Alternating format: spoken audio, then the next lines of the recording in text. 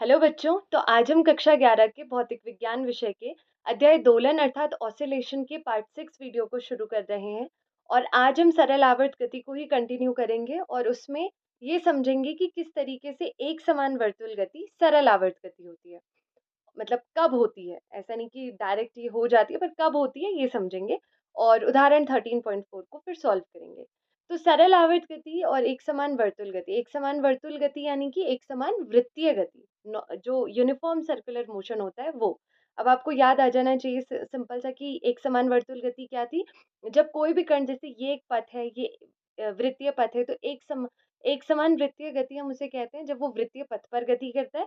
और जो उसका वेग होता है वो तो चेंज होता है, क्योंकि हर एक पॉइंट पर जो वेग मतलब डायरेक्शन होगी वो चेंज होगी।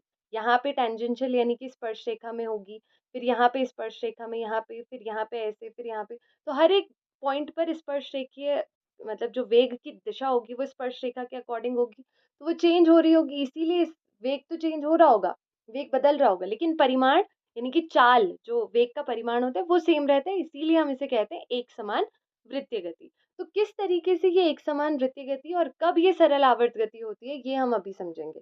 कि क्या ये गति पूरी की पूरी एक समान वृत्तीय वो सरल आवर्त गति होती है, या फिर कुछ और इसमें चीज होती है जो सरल आवर्त गति होती है। ठीक है, तो ये चीज हम समझेंगे। तो सबसे पहले हम ये एक डायग्राम, मतलब ये एक प्रयोग है, इसको समझते हैं। ये ऐसा है जैसे हमने एक रस्सी से गेंद को बांधा हुआ है और फिर ऐसे वो एक समान वृत्तीय गति कर रही है और हम उसे किनारे से देख रहे हैं। या इससे सरल जो है उसको समझने के लिए हम ऐसा मान लेते हैं कि यहाँ पे एक पर्दा रखा हुआ है और हम ये देख रहे हैं, हम इस तरीके से देख रहे हैं, हमने टॉर्च दिया और हम यहाँ से टॉर्च पे देख रहे हैं कि यहाँ से इसका जो शैडो है वो हमें पर्दे पर कैसे दिखाई देगी। ठीक है, तो हम ये समझने की कोशिश कर रहे हैं। अब सबसे पहले जब मान लिया गेंद यहाँ पे थी, वो रस्सी से ऐसे बंधी हुई थी, तो गेंद की शैडो हमें कहाँ दिखेगी, यहाँ पे दिखेगी, ऐसे यहाँ पे इस पॉइंट पर दिखेगी। ठीक है, इसके बाद जब गेंद यहाँ पे पहुंच गई तो जो शैडो होगी वो यहाँ पे दिखेगी। जब यहाँ पे पहुंच गई गेंद तो शैडो यहाँ पे दिखेगी। जब यहाँ पे पहुंच गई तो शैडो यहाँ पे दिखेगी। अब उसके बाद जब इस वाले यहाँ पे जब वो पहुंचेगी तो शैडो किस तरीके से दिखेगी, यहाँ पे जब पहुंच जाएगी तो शैडो यहीं पर दिखेगी, ओवरलैप कर जाएगी इस वाले पॉइंट पर। फिर जब यहाँ पे होगी तो शैडो यहाँ पे दिखेगी। जब वो इस पॉइंट पर होगी तो शैडो यहीं वाले पॉइंट पर दिखेगी। अब नीचे के आधे भाग के लिए देखिएगा कि कैसे हमारी जो शैडो होगी वो चेंज होगी। इसके लिए हम डिफरेंट कलर यूज करते हैं। यहाँ पे जब होगी तो शैडो यहाँ पे होगी। जब वो यहाँ पे होगी, शैडो यहाँ पे होगी। जब यहाँ पे होगी तो शैडो मान ले यहाँ पे होगी। और यहाँ पे होगी तो शैडो ओवरलैप करेगी। ओवरलैप करेगी कैसे, इसी वाले पॉइंट पर। जब यहाँ पे होगी इस वाले पॉइंट पर ओवरलैप करेगी, यहाँ पे होगी तो यहाँ पे ओवरलैप करेगी। अब आप इसको थोड़ा सा ध्यान से समझने की कोशिश कीजिएगा इसमें, कि जब जो गेंद थी वो यहाँ थी तो वो यहीं पर आ रही है, फिर इसके बाद यहाँ वाले पॉइंट पर वो यहाँ आ रही है, फिर यहाँ वाले पॉइंट पर वो यहाँ, और फिर जो बीच का पॉइंट है उसके बाद वो यहाँ पे आ रही है। लेकिन आगे के भाग के लिए उसकी जो शैडो है वो ओवरलैप हो जा रही है। जैसे इस पार्ट की इस पार्ट पे हो रही है तो वो यहाँ के बाद उसकी गति यहाँ पे आ रही है, फिर यहाँ पे आ रही है और फिर यहाँ पे आ रही है। और नीचे वाले भाग के लिए जो यहाँ पे अगर थी तो यहाँ नीचे की तरफ आ रही है। मतलब नीचे वाले भाग के लिए उसकी गति अगर यहाँ पे है, यहाँ इस पॉइंट पर है, फिर आगे वाले पॉइंट के लिए इस वाले पॉइंट पर है, और फिर आगे वाले पॉइंट के लिए इस वाले पॉइंट पर है, और फिर इस इन वाले बिंदुओं के लिए जो आगे के बिंदु हैं उनके लिए वो फिर यहीं पर ओवरलैप करती जा रही है, यहीं पर ओवरलैप, जैसे इस वाले पॉइंट के लिए यहाँ यहाँ पे ओवरलैप कर रही है और फिर वो लास्ट में यहीं पर आ रही है। तो इसका मतलब वहां जहां से वस्तु ने स्टार्ट किया था, जो कण था उसने जहां से स्टार्ट किया था वो वहीं पर आ रहा है। यानी कि यहाँ से वो चलना स्टार्ट किया, इस तरीके से उसने चलना स्टार्ट किया था, और फिर वो यहाँ आ रहा है, फिर वो यहाँ आ रहा है, और फिर वो यहीं पर खत्म हो जा रहा है। तो जहाँ से चलना, ऐसी तो हमारा टू एंड फ्रो मोशन भी होता है। यानी कि वस्तु यहाँ पे है, आप अगर इसको थोड़ा सा ऐसे करके देखें और फिर इस वाले तल को, यानी कि इस वाले तल को माध्य स्थिति समझे, और यहाँ से कण ऐसे जा रहा है, फिर वापस आ रहा है, फिर नीचे की तरफ जा रहा है और फिर वापस यहीं पर आ रहा है, तो यही तो टू एंड फ्रो मोशन है। और सरल रेखा में हो रहा है तो सरल आवर्त गति हो रही है।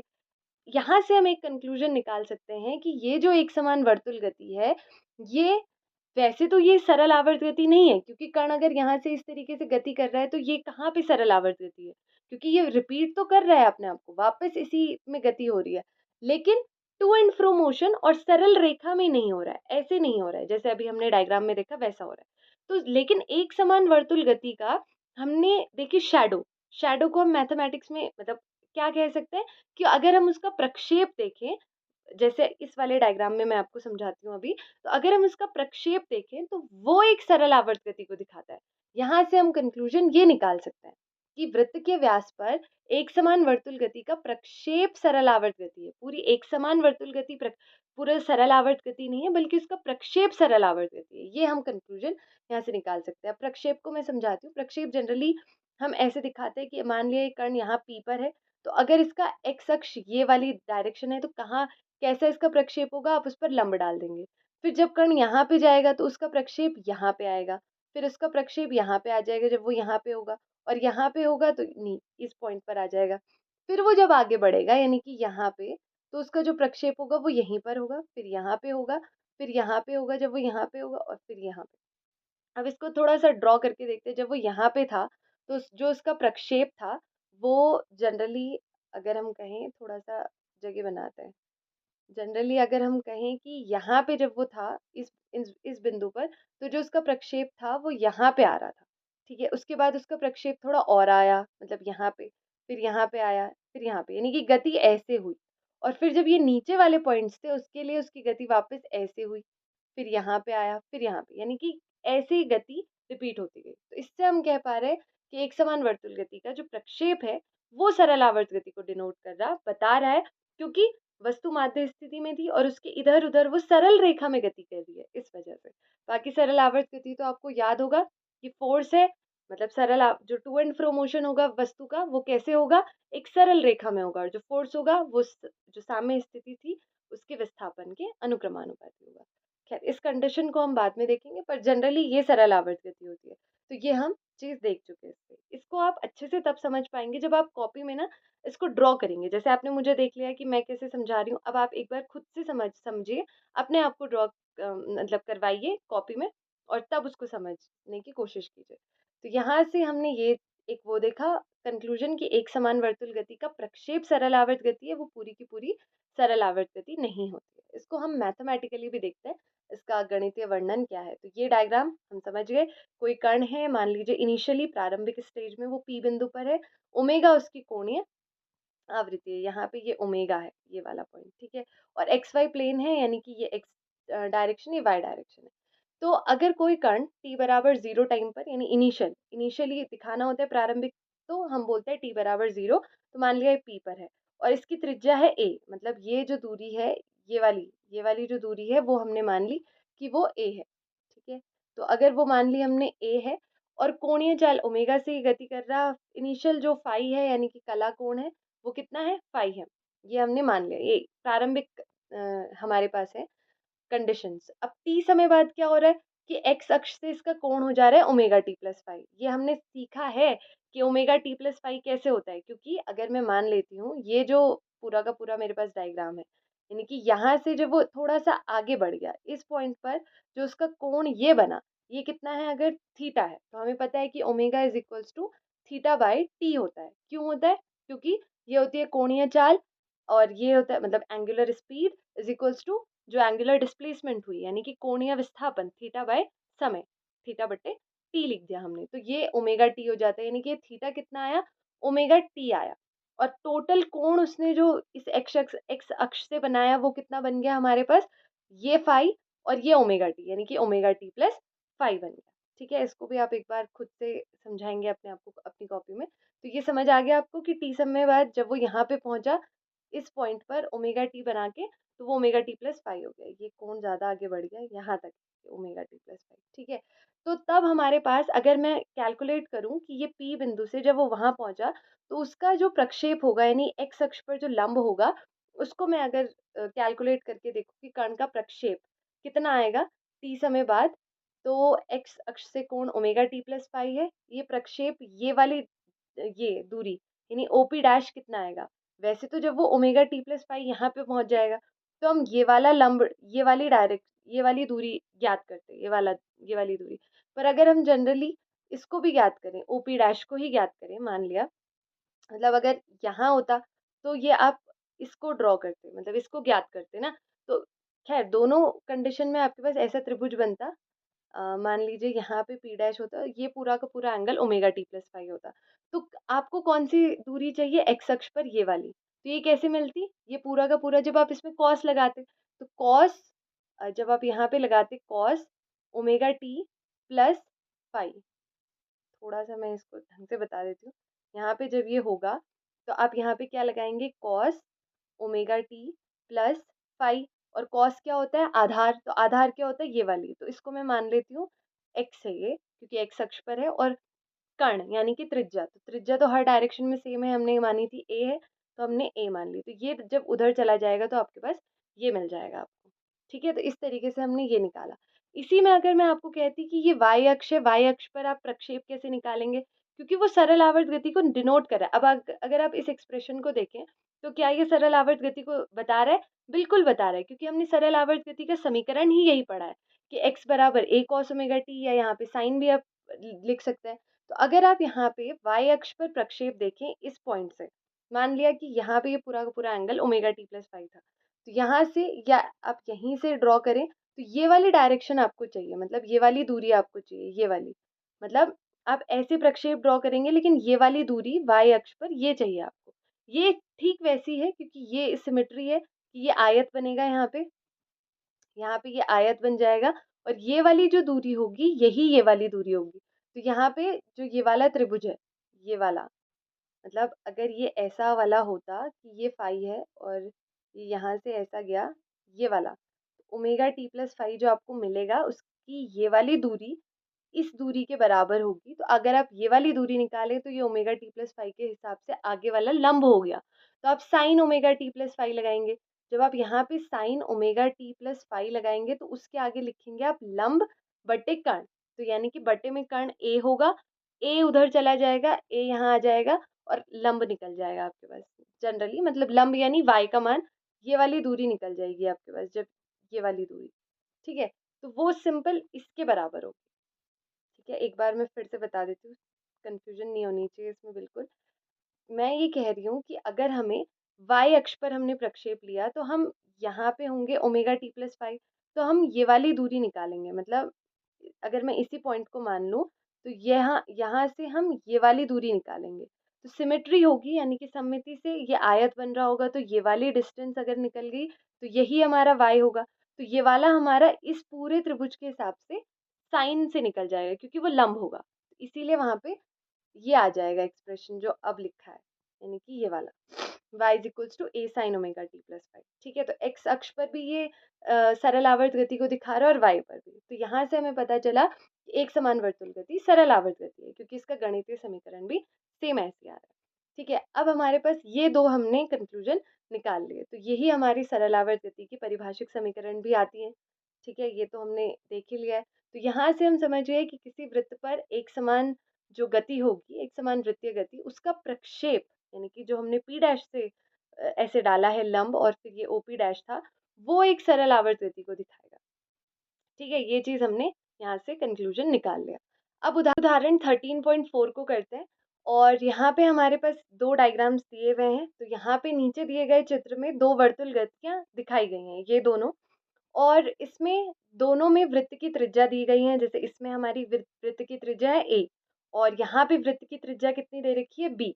तो यहाँ पे घूर्णन का आवर्तकाल भी दिया है जो कैपिटल T है, और आरंभिक स्थिति दी गई है, जैसे इसकी आरंभिक स्थिति t बराबर 0 यहाँ पे है, इस बिंदु P पर, और यहाँ पे इसकी t बराबर 0 पे है। तो प्रत्येक स्थिति में हमें घूर्णी P के त्रिज्या सदिश, यानी कि जो ये त्रिज्या सदिश है उसका जो x अक्ष पर सरल आवर्त गति है, उसके प्रक्षेप की, x अक्ष मतलब x प्रक्षेप की सरल आवर्त गति ज्ञात करनी है। यानी कि यहाँ पे जो x अक्ष है उस पर जो इसका प्रक्षेप है उसकी हमने सरल आवर्त गति ज्ञात करनी है। तो अभी अभी हमने देख लिया कि सरल आवर्त गति का फॉर्मूला क्या होता है, ये होता है x अक्ष पर ये होता है, y पर साइन ओमेगा टी वाला होता है। तो अब अगर हमें ये ज्ञात करना है तो हम सारे टर्म्स को फाइंड करेंगे। सारे टर्म्स यानी जैसे a है, तो जैसे इसके लिए तो a है, इसके लिए b है, क्योंकि अधिकतम विस्थापन इसकी त्रिज्या ही हो सकती है, इसके लिए a, इसके लिए b। अब हमारे पास ओमेगा हम यहाँ पे फाइंड करेंगे इसके लिए। तो ओमेगा इज इक्वल्स टू क्या होता है, 2 pi by capital T. Capital T आवर्तकाल यहाँ पे 4 है, इसको हमने लिख दिया यहाँ पे बाई 4, यानी कि 2 पाई बाय 4। ठीक है, 2 पाई/4 लिख दिया। अब इसके बाद हमने ये देखा कि t बराबर 0 समय पर ये यहाँ पर इनिशियली कितना एंगल बना रहा था, x अक्ष के साथ 45 डिग्री, और उसको अगर हम पाई के टर्म्स में लिखे तो उसे लिखेंगे पाई/4, ये हमने लिख दिया। अब इसके बाद जब ये पूरा चक्कर घूमेगा तो ये किस तरीके से घूम रहा है, इस तरीके से घूम रहा है, तो ये पूरा का पूरा कुछ एंगल बनाएगा। उस एंगल को हम, मतलब ये ओमेगा टी प्लस फाई कितना हो जाएगा, फाई तो हमें पता है पाई/4, पर ये ओमेगा टी कितना हो जाएगा, इसको हम यहाँ से इसकी इन्फॉर्मेशन डाल देते हैं। मतलब ओमेगा हमने देख ही लिया कितना हो गया। और ये घूम कैसे रहा है, इस दिशा में घूम रहा है, ये कैसे घूम रहा है, ऐसे डायरेक्शन में घूम रहा है। ठीक है, तो ऐसी पूरी डायरेक्शन में जब ये घूम रहा है, तो क्योंकि यहाँ पे एरो है, तो हमारे पास ये टर्म कितना होगा, हम इसको कैलकुलेट करते हैं। कैलकुलेट कुछ नहीं करना, कैलकुलेट हम कर ही चुके हैं, बस वैल्यूज लगानी है। अब देखिए, ओमेगा की जगह हमने लिख दिया 2 पाई/t, यानी कि इसको लिखा है, अभी अगले टर्म में हम इसको लिख सकते हैं। स्मॉल t की जगह हमने लिख दिया ये, यहाँ से भी देख सकते हैं हम, स्मॉल t की जगह लिख दिया हमने ये वाला स्मॉल t, और प्लस पाई/4 लिख दिया ये, और इसके बाद रेडियन, क्योंकि ये रेडियन में होगा तो हमने वो चीज़ लिख दी। ये t समय बाद की कहानी है, जब ये घूम कर वापस आ जाएगा p पे, तो ये तब की कहानी है। ये हमने कर दिया, तो ये हमारे पास, इसको हमने इस समीकरण में जब लगाया तो ये टोटली इस चीज़ में कन्वर्ट हो गई यहाँ पे, यानी कि ये a हो गया cos omega t plus phi, ये वाला टर्म पूरा यहाँ लिख दिया हमने। अब हमने यहाँ पे जो यहाँ पे अब आपको दिख रहा होगा 2 पाई/4 है, ये वाला टर्म लिख दिया। ठीक है, अच्छा यहाँ पे आवर्तकाल कितना है, आवर्तकाल उन्होंने खैर खुद दिया भी था, t बराबर 4 सेकेंड, और प्रारंभिक कला हो गई 45 डिग्री, यानी कि पाई/4। तो ये सारी इन्फॉर्मेशन हमें मिल गई। अब इसके बाद हम दूसरे अगर डायग्राम को देखें, यानी कि इसको, तो यहाँ पे देखिए a की जगह तो b आ जाएगा, क्यों, क्योंकि इसका जो त्रिज्या है वो b हो गई, अधिकतम विस्थापन ये त्रिज्या तक ही कर सकता है, तो वो b हो गई। अब यहाँ पर हम ओमेगा को और फाई को देख लेते हैं। देखिए ओमेगा कितना हो जाएगा 2 पाई/t, तो कैपिटल T उन्होंने दिया है 30, तो हम लिख देंगे यहाँ पे 30, और ये 2 से ये 30 कट जाएगा तो ये पाई/15 आ जाएगा, पाई/15। अब फाई कितना हो जाएगा, क्योंकि यहाँ पे वो है, यानी कि यहाँ पे वो है और एक्स अक्ष ऐसी है, तो इन दोनों के बीच में कितना एंगल बन रहा, 90 डिग्री का एंगल, और उसको हम पाई/2 लिख सकते हैं, तो वो हमने लिख दिया पाई/2। ठीक है, जब वो यहाँ था और इसके बीच में, यानी कि यहाँ और इसके बीच में पाई/2 का एंगल, तो वो हमने यहाँ लिख दिया। तो टी समय बाद वो घूम कैसे रहा है, ऐसे, ये एंटी, मतलब ये क्लॉकवाइज घूम रहा है, क्लॉकवाइज यानी दक्षिणावर्त दिशा में। तो हम जो पूरा एंगल लेंगे, पूरा जो थीटा को लेंगे, क्योंकि जब वो यहाँ से ऐसे घूम के वापस यहीं आ जाएगा, तो हम हमेशा याद रखिएगा, दक्षिणावर्त दिशा को आपकी बुक में भी क्या दिया है कि हम उसमें जो थीटा को लेंगे वो हम नेगेटिव लेंगे। तो यहाँ से यहाँ तक जो ये थीटा चला होगा, यानी कि थीटा कितना चला होगा, ये वाला थीटा, क्योंकि ओमेगा टी आप जानते हैं, ओमेगा टी क्या होता है, ओमेगा टी थीटा ही तो होता है। हमें पता है कि ओमेगा जो एंगुलर वेलोसिटी होती है, कोणीय चाल, वो थीटा बटे टी के बराबर होती है। तो ये ओमेगा टी ही तो है, ये वाला जो पूरा कोण वो थीटा चल रहा है, तो वो जो पूरा कोण है उसको हम नेगेटिव लेंगे, तो वो पूरा कोण कितना है, ओमेगा ये हो गया पाई/15, और टी हो गया इसके साथ, तो उसको हमने नेगेटिव ले लिया, और फिर हमने उसे रेडियन में लिख दिया, और ये पाई/2 तो हमारा ये फाई हो गया, जो पॉजिटिव है इसलिए उसे पहले लिख दिया, नेगेटिव वाले को बाद में लिख दिया। अब इसके बाद जब हमने ये लिख लिया, हम इसमें डाल देंगे इसको। अब जब डालेंगे तो आप क्या पाएंगे कि हमने इसको माइनस में लिख दिया, इसको इसलिए क्योंकि फाई को बाद में लिख रहे हैं। तो वो क्यों लिखा हमने, कैसे लिखा, क्योंकि जब आप इस पूरे टर्म को यहाँ पे डालेंगे ओमेगा टी प्लस फाई की जगह, तो क्या आएगा, ए कॉस, और आप ऐसे लिखेंगे कि पाई/2 माइनस पाई/15 टी, ऐसे। तो क्योंकि ये ओमेगा टी है, ये टर्म पहले आना चाहिए, तो आप क्या करेंगे, माइनस को कॉमन ले लेंगे। जब आप माइनस को कॉमन लेंगे तो ये वाला टर्म पाई/2 माइनस में और ये प्लस में हो जाएगा। तो ये कॉस माइनस एक्स, आपको पता होगा मैथ्स में हम करते हैं कि कॉस माइनस एक्स भी क्या होता है, कॉस एक्स ही होता है, मतलब वो पॉजिटिव ही लिया जाता है, चाहे कॉस माइनस में भी हो, उसका जो पूरा कोण हो, इसीलिए ये पूरा टर्म होके यहाँ पे पॉजिटिव ही ले रखा है।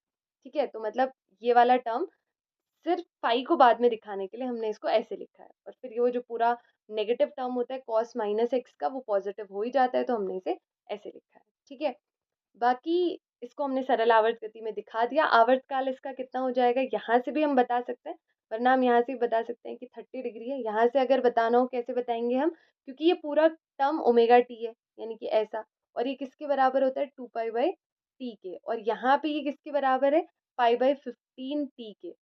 तो अगर हम यहाँ पे देखें, यहाँ पे भी स्मॉल t आएगा इसकी वजह से, तो यहाँ पे अगर हम देखें तो पाई से पाई कैंसिल, t से t कैंसिल, और ये t का कैपिटल T का मान निकाले तो ये 15 इंटू 2 हो जाएगा 30, मतलब वो बराबर में है इसीलिए गुणा हो जाएंगे। और प्रारंभिक कला तो आपको पता ही है पाई/2 है, ठीक है। ये आप ध्यान रखेंगे, यहाँ पे माइनस साइन का ध्यान रखेंगे कि ये कैसे आया, क्यों लिया हमने, ठीक है। तो आज इस तरीके से हमने देखा कि जो एक समान वर्तुल गति होती है वो सरल आवर्त गति नहीं होती, लेकिन उसका जो प्रक्षेप होता है वो सरल आवर्त गति होता है। और प्रक्षेप को हमने गणितीय वर्णन कैसे किया, इस तरीके से x अक्ष पर और y अक्ष पर इस तरीके से निकालना भी हमने सीख लिया। तो अब अगली वाली वीडियो में हम सरल आवर्त गति में वेग होता है, त्वरण होता है, उसके एक्सप्रेशंस को हम समझेंगे और उसका ग्राफ सीखेंगे। तो अभी के लिए थैंक यू।